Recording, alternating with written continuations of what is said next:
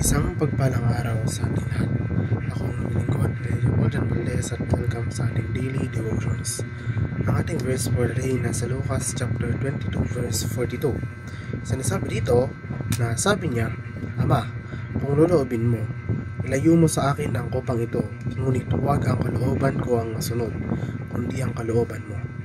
Ang Biblia ay tinuturing na otoridad ng maraming Kristiyano dahil ito ay pinaniniwalaan ng kinasihang salita ng Diyos na naghahatid ng banal na katotohanan at patnubay sa pananampalataya at buhay.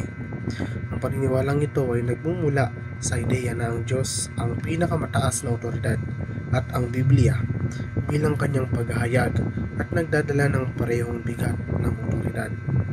Ang Biblia ay nagbibigay ng balangkas para sa pag-unawa sa sangkatauhan at sa mundo sa pamamagitan ng paglalahad ng isang salaysay ng paglikha, pagkahulog ng tao, ang tipan ng Diyos sa Israel, pagtubos sa pamamagitan ni Jesus, at ang pangako ng isang panibagong paglikha.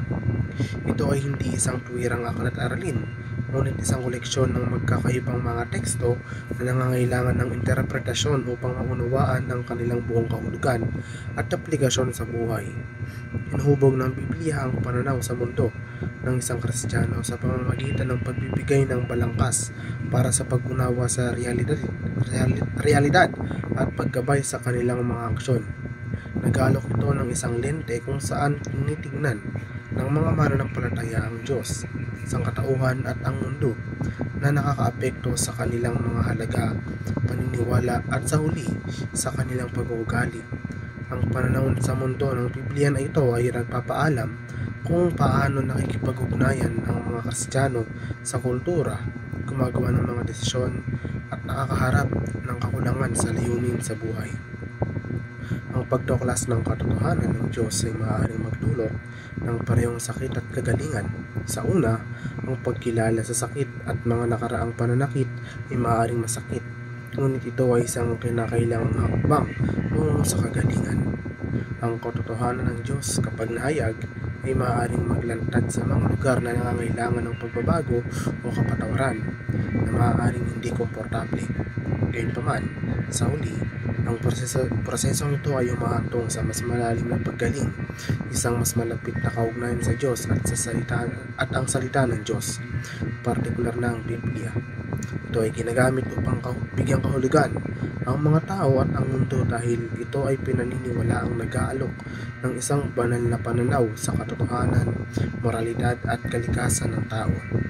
Ito ay nagbibigay ng balangkas para sa pag-unawa sa layunin sa buhay, nag-aalok ng patnubay kung paano mamuhay ng makabuluhang buhay, at inilalantad ang karakter at plano ng Diyos para sa sangkatauhan.